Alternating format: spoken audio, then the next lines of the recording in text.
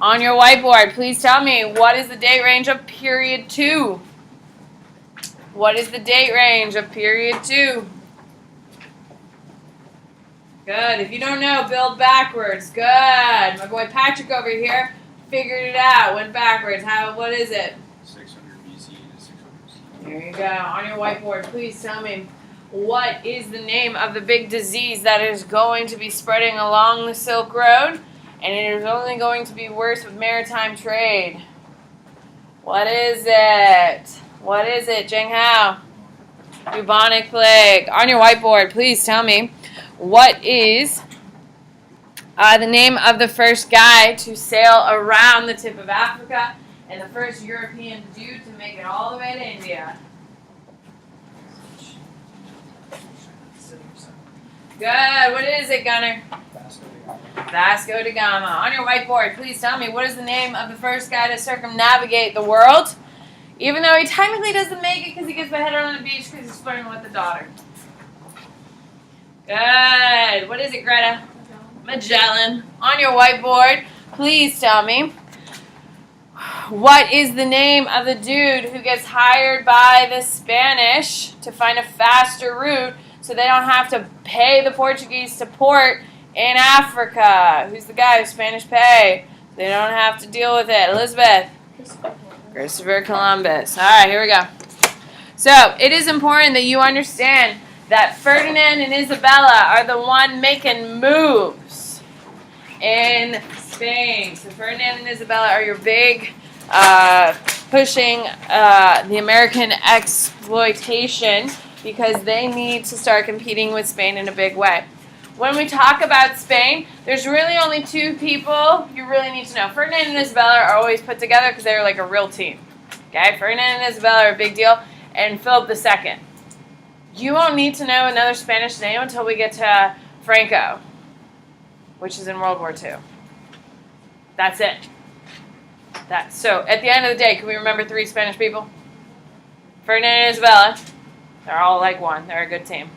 Then you have Philip II, who's during the Age of Exploration.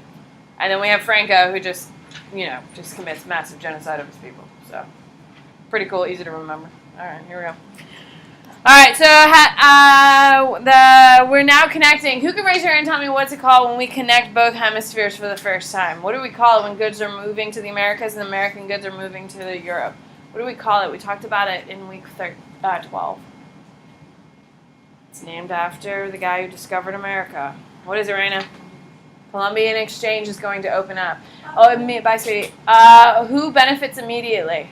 Who benefits immediately from the Columbian Exchange? Think about it. I've already taught you this. Who benefits immediately? Gunner? Europe benefits. What are some of the things Europeans are getting? I've already taught you this. What is it, Melu? Potatoes! Could you imagine a world without potatoes? No, I can't. I love potatoes. I'm very passionate. Okay? What do the Americas get in a major way? What do you got, Abby? Disease. Yeah, who's going to win this battle? Europeans definitely benefit from it. So, we have the exploration of the Pacific. We have some of these things I've already covered. I'm just flying through them, so just listen. What we're going to see, the English and the Russians are looking for the Northwest Passage. It doesn't exist. However, they expect that it actually will. With the glaciers melting, there's actually going to be a channel. The Russians are up there now trying to make sure they claim it, and the Americans are up there now trying to claim it as soon as it opens up as well, because it will increase trade worldwide. With that being said, Cook is going to be your first real guy to go ahead and really start exploring the Pacific. He is from England. He's the only English guy really out there. And he is going around and checking out all of the Pacific. He's the one writing about all of the cannibalism and all that stuff. Yeah? Okay, all of that is from Cook and his experience. So when we talk about trading post empires, of course we're going to have the Portuguese. Who can raise your hand and tell me where the Portuguese are? Some of this stuff I've already kind of covered. James Cook isn't that big of a deal, even though he does wander around for a while. What 2 countries are going to be your major trading companies? Anisha? English and the Dutch. Absolutely. The English, what is the name of the English abbreviation for the English trading? Greta? And what's the Dutch? VOC. Is this coming back to us? Because when I start getting into hard stuff, we need to be able to like call this stuff quickly. So what we're going to see, the Portuguese are obviously going to be the first ones to start trading ports. However, they're going to get eradicated. Where are most of the Portuguese trading ports? Where? Think about it logically. Where? Cal, where? Along the coast of Africa. Along the coast of Africa, and why? Well, that's where everything ended. Yeah. The first ones to go around the tip of Africa, right? So every time they park, they put it there. So you're going to see that trade duties and all that stuff. We're going to start seeing, which we talked about, every time you pull into the port, you have to pay. So the Portuguese are making money hand over fist, and everyone's getting annoyed with them. We have the English and the Dutch are doing their major trading ports, okay, in the East Indies. They're going to fight with the Portuguese, okay? They're going to be fighting each other. And they are going to start a war. What is the major war that they start over trading rights? What is the war called, Zach? 7 years. 7 years war is going to be done. Remember, all of these trading companies have the right to declare war for themselves, right to print money for themselves, and they can raise an army by themselves. Does that give them a lot of power or very little power? A lot of power, absolutely. So much so it's in a Disney movie, Pirates of the Caribbean. Okay? So, they make a ton of money. Philip II is going to conquer the Philippines. Have you heard that before? Yeah, we've heard that? Okay. Manila becomes a major port city. You're going to see traders, Chinese traders are going to be there. They're not well liked. All right, Russian, here we go. This is new stuff. You definitely need to get some of this down. So, the Russians are taking over Mongol Khanates. What does that mean if they're taking over? If Russians are taking over Mongol Khanates, what does that mean, Gunnar? Yes, they're finally trying to eradicate the Mongols. Only about 400 years after the rest of the world has gotten rid of the Mongols. This is why when we think about Russia, we think they're a little odd. They're not like Western, like a lot of things. And the reason is because the Mongols are going to keep them in a very feudalistic type society. It's going to take them a long time to shake them off. So, what you're going to see, Siberia is going to start being expanded. What's in Siberia? Nothing. What do they use it for with a hand? What do they use Siberia for, Munson? Yeah, they use it for prisons and stuff. Even though there are actually people out there who live there, now they're getting filled with prisons, all that stuff, and some rebellion. So, occupation, people are pissed, people are cranky. We do have trading posts are starting to open up, but it's not really that great. So, 7 Years' War is the big event. This is between the Dutch and the English. Who gets on the Dutch team? Who is one of their big assistants, Tristan? French. Why would the French join with the Dutch, Tristan? To be against the English. Yes, why? Because they hate the English. Yes, and they just want to kill some redcoats. Just like, everybody wants to, Like, getting on the team, kill some redcoats if they can. So, this is going to be your first World War because it's in multiple theaters. Remember, theaters are location in World War II. We have two major theaters, the Pacific and Europe. Okay, in the 7 Years' War, we are in North America, India, Caribbean, and in Europe. So it's all over the damn place. Okay, so North America is going to be nicknamed the what? In the Americas, it's nicknamed the what? What do we call it here in the U.S.? Do we call it the 7 Years' War? French and Indian War, and that's going to be a rally call for colonists to declare their independence. So is that a big deal? It's a very big deal. So, the Columbian Exchange. We did not really talk about the Columbian Exchange 2 weeks ago when we talked about it. You definitely need all of this information. I would write this whole slide down, and I very rarely tell you to do that. Can we agree? So if I'm telling you to do it, you definitely need to do it. So, the Columbian Exchange, of course, is named after Christopher Columbus, and it's about global diffusion. What does global diffusion mean? Jamal, what does global diffusion mean? It's like the interacting culture. Yeah, absolutely. Things that weren't in a place are now in a place. Like, for instance, Europe didn't have potatoes. Now they have potatoes. All those things. So we have plants and crops. Give me an example of plants and crops, and you should write these down. What are some plants and crops that are moving along, whether one way or the other? What do you got, Tristan? Cotton. Cotton is a big one. What else is coming? Raina? Maize, corn. We got corn moving. What else is another big one? People smoke it. Tobacco. Tobacco is an American crop. No one in the world is smoking cigarettes yet. Is this going to be a fundamental, huge change? Yeah, it's going to make the Americans a lot of money, specifically the South, where tobacco grows. You go to Virginia today, it's still covered in tobacco.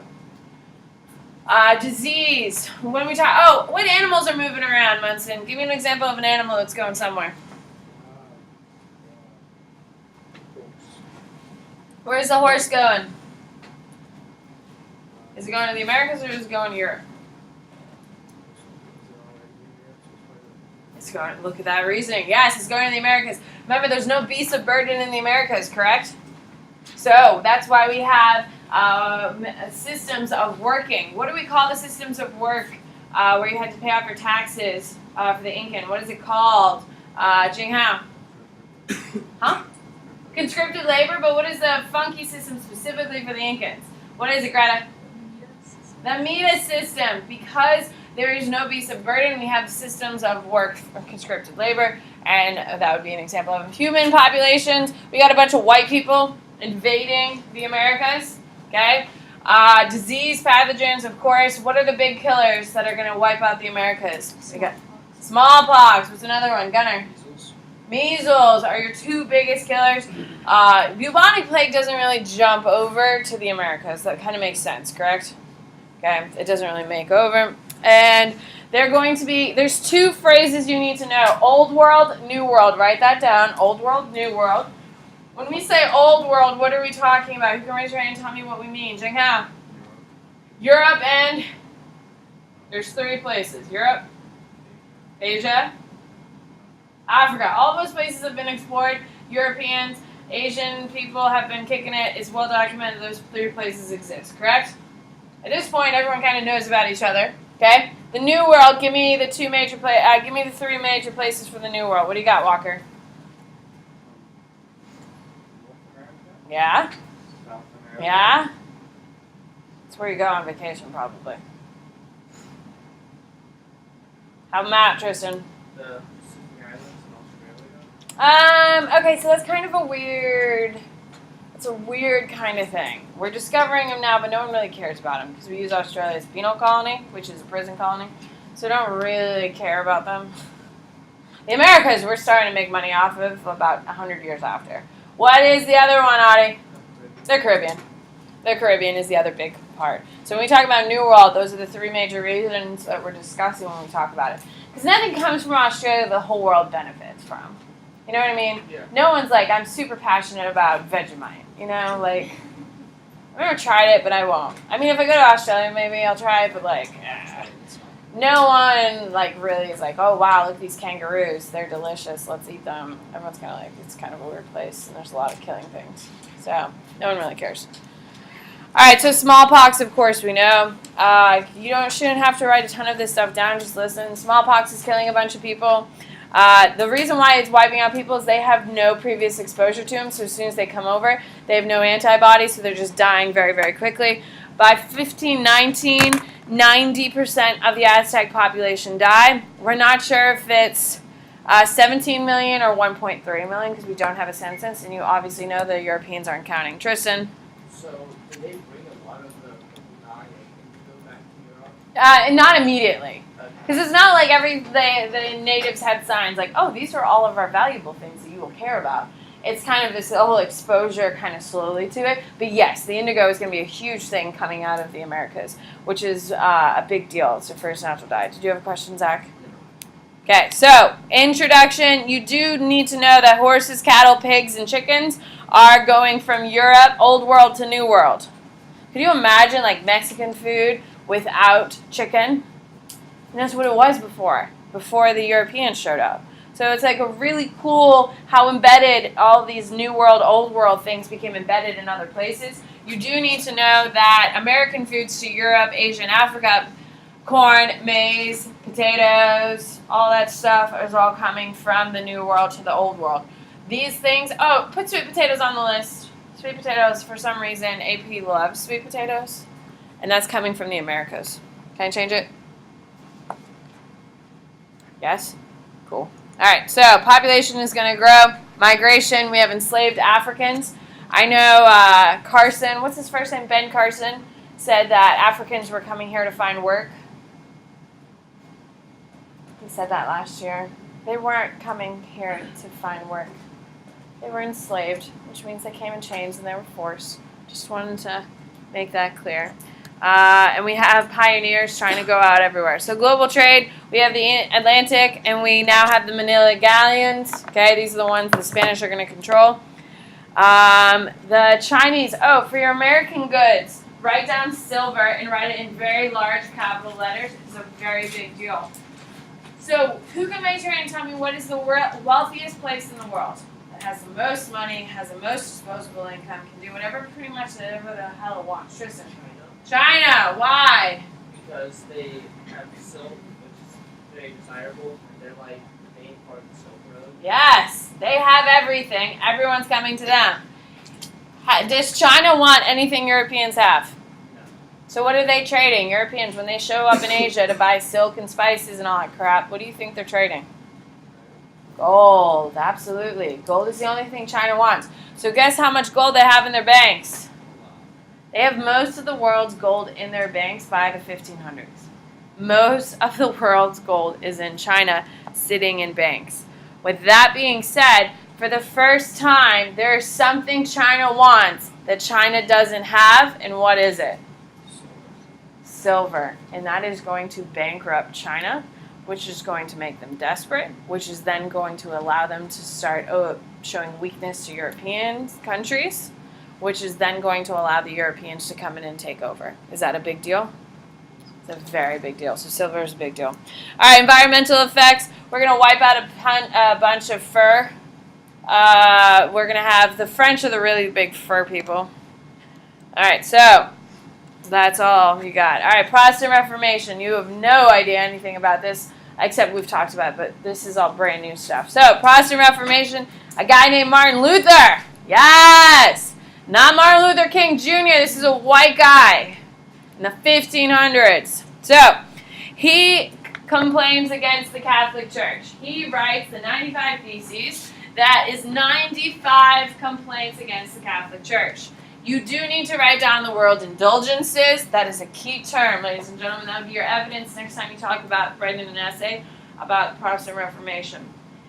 So, Martin Luther hears that a Catholic priest who is trying to build a massive Catholic church in France is selling forgiveness.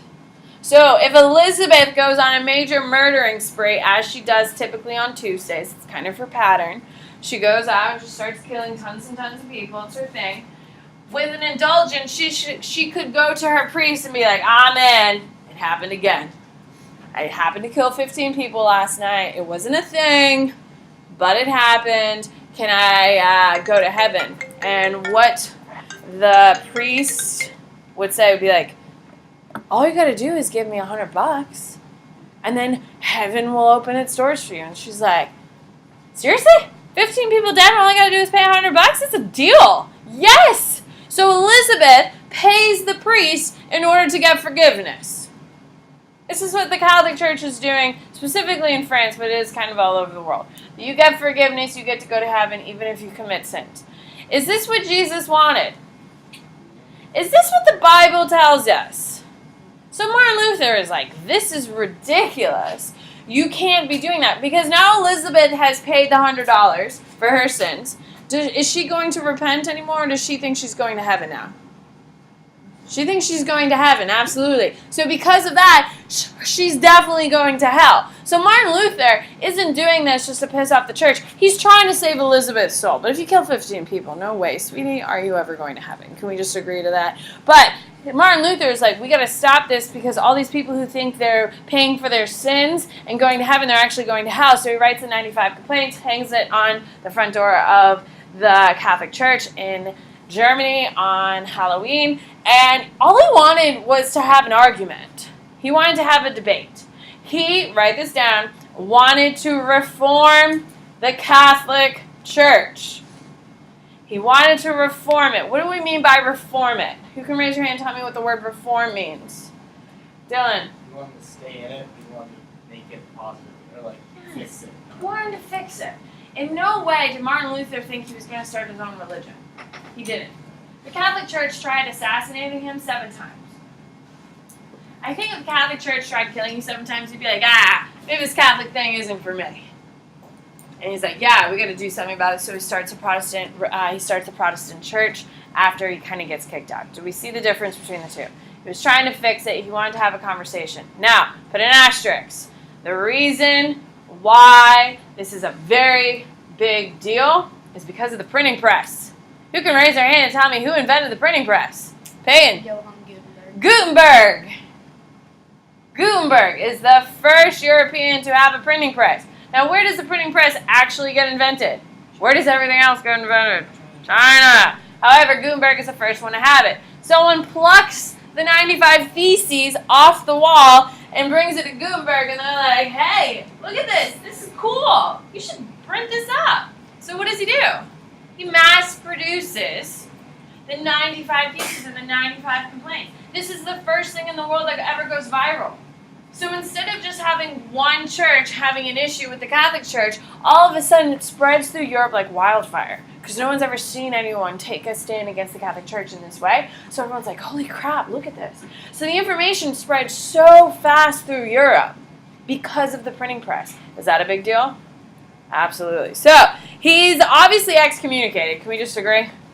He's sent and complete damnation, all that stuff. However, it's going to continue to spread. Now, the biggest problem he has is indulgences, but I think we can all agree there's probably corruption in the Catholic Church, yes?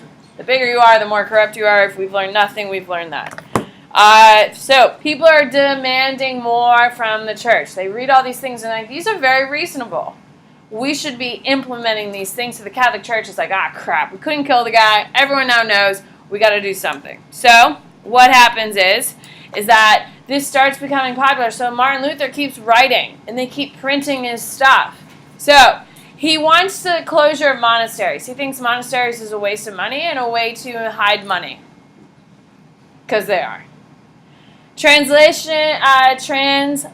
of the Bible into vernacular. Does anyone know what vernacular means? Hello? Vernacular is local language. What is the Bible originally written? That the priests speak. You can raise your hand and tell me. What if you can go to a mass and you can hear it still today? Raina. It's in Latin. By the way, the Catholic Church required Latin masses to be occurring until 1977. My mom, for the first 20 years of her life, never heard a mass in English. Can you imagine? She knows all of her prayers in Latin and all that stuff. In my super Catholic home in Massachusetts, they have Catholic Mass. They have Latin Mass. They have 2 of them a week. That's straight up, just straight Latin. If someone's saying the prayer, I remember the prayer, but I ain't going to say the prayers because my mom loved going to Latin Mass because she thought it was cool. Because she grew up doing it, so she loved it. German princes got interested. Why would royalty be interested in Protestant Reformation and separating from the church? Why would kings and royalty, why, Tristan? They don't have to listen to the Pope. Yes, there is no pope in Protestant Reformation. It's a Catholic pope. So if you're no longer Catholic, guess who has no authority over you? There you go. So I would write down royalty, like Protestantism, because of lack of a pope's power. Loses pope's power. It's a very big deal. So, who is going to be the most famous king to convert to Protestantism? Elizabeth. Peyton. I don't know what happened. Huh? King Henry. King Henry the what? 8th. I'm Henry the 8th. I am. No? He's the guy who chops off all of his wives' heads. God, guys, you don't even know the cool parts? He tries to divorce her. Yeah, he tries to divorce her, and the Catholic Church said, no, man, no. So, here we go. The reform is going to spread very quickly. All right, let's stop and let's do some boards real quick. Let's make sure we got this. All right, here we go. On your whiteboard, who's the guy behind Protestant Reformation? Who's the guy behind it? Let's go. Huh? Wouldn't be that exciting. I mean, I know they tried killing him for a while, but I think that'd be the only cool part. What is it, Dylan? Martin Luther. Martin Luther is the most upset about what component that the Catholic Church is doing? What is the one thing that really just breaks him? And he just like, oh, hell no. Good, Amisha. Indulgences. Martin Luther is from what country? Good. Jing Hao. Germany. On your whiteboard, please tell me. What allows the Protestant Reformation to spread as fast as it does and as thoroughly as it does? Good. What is it? Callie? Printing press. On your whiteboard, please tell me. What did he write and hang on the front door of a church? It was supposed to start a conversation and not result in hundreds of thousands of deaths. Mostly women, if we're going to be honest. Munson. 95 Theses. Perfect. All right, here we go. So, England, you're going to have Henry VIII. He is the first major king to convert to Protestantism. And as Peyton was telling us, it's because he wanted a divorce and the Pope said no. So, he was like, screw it. I'm doing my own thing. So, England created its own church in 1560. You need to know this. Henry VIII, with his 7 wives, 5 of them died? Well, not died. They were executed. Is it 6? 6. 6 or 7? Yeah, something like that. I don't know. Anne Boleyn. Anyway, this is Elizabeth, Queen Elizabeth. Yes? Have you heard of her? We don't have many ruling women, so that's her dad. So we're coming up into the Elizabethan times, which is pretty cool. Anyway, so he forms his own church because the Pope won't grant him a divorce because his first wife couldn't give him a male heir. Elizabeth was born. Okay, so he's like, man, I got to get a divorce. So the Pope gave him a divorce, then got married for a second time, couldn't get pregnant with a male, and so he obviously just was like, we'll kill her. And then the third wife, he was like, she's dreadful too, And the Pope's like, no, no, you can't keep doing this. So he's like, screw it, I'm doing my own thing. Here we go. And that's what he does. John Calvin is a very big name, and you need to know. Right next to him in pretty large print, France. So, obviously, King Henry VIII is going to be in England. John Calvin is in France, and France is going to turn into a very, very Protestant, Catholic divided country. Okay? And Scotland, Netherlands, we start seeing things happening there. So, I think we can all agree this is not a good thing for the Catholic Church, correct? For the second time, we have a break in the church, correct? We have Christianity, which breaks into 2. What is the first break in the church? What does it break into? What are the sects? What do you got? There you go. Eastern Orthodox, Roman Catholic. Now Catholicism is separating. It's breaking up into Protestantism, and it's breaking up into Roman Catholic. Okay? Then from there, we're going to see Protestantism break into like 10,000 pieces, which is where you get your Baptists, your Methodists, your Episcopalians, and all that stuff. Yes? Wait, is the only thing you have to know about John Calvin? He's going to come back up here in a few minutes, and so he'll be a big deal. Okay? So, the Catholic Church is like, crap, we got to do something about this. You're going to want to write down the Counter-Reformation, which is what this is. The Catholic Reformation is the Counter-Reformation. So, a lot of people, everyone pretty much, all Christians and Catholics and Protestants have all read Martin Luther's 95 Theses. And everyone's like, this guy's right. Some people were like, yeah, let's do this. Let's start Protestant church. Some people are like, I'm not going to start a church, but like the guy's making a lot of sense. We shouldn't be doing indulgences. We shouldn't be allowing this. There should be more of a connection. We should be using local vernacular and stuff like that. So with that being said, they have the Council of Trent, which you do need to know. Okay? And they sit there. All the most powerful bishops in the world are sitting together in one room, and they discuss reform. They create the Society of Jesus, which are the Jesuits. We know the Jesuits, do we not? There we go. So, they are created in order to fix Catholicism.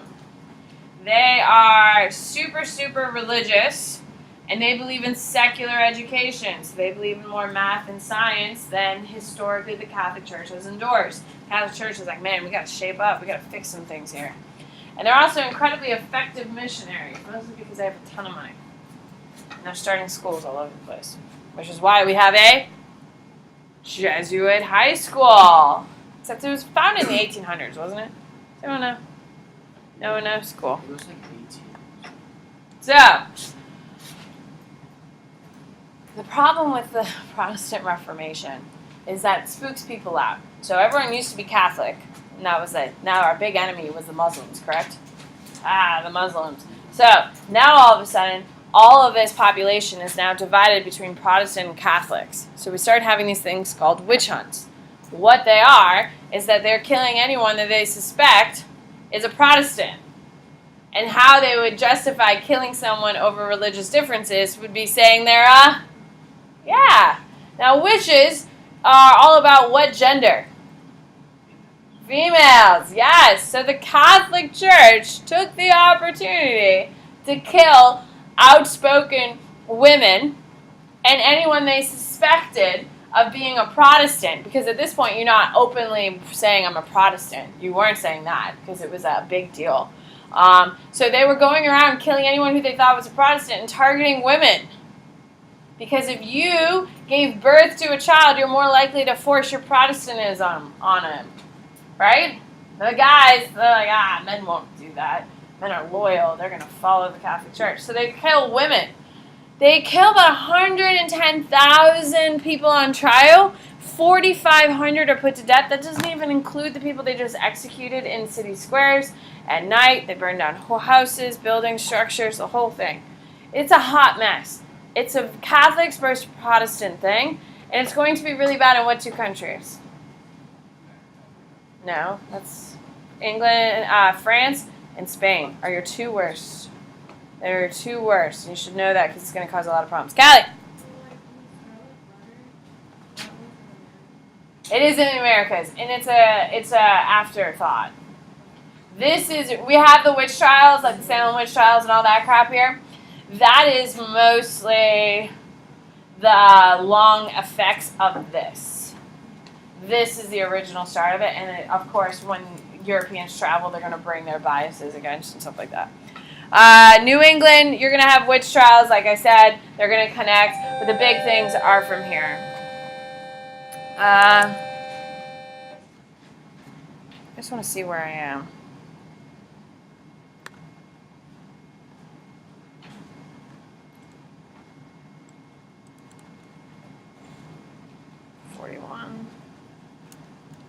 Out of 16. Okay. Alright. I'll turn on the news. You better be good. Alright.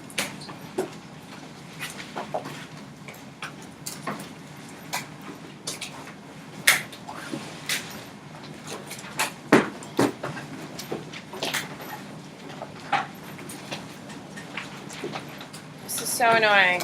I don't want to be watching it, and here I am, and I want to turn on.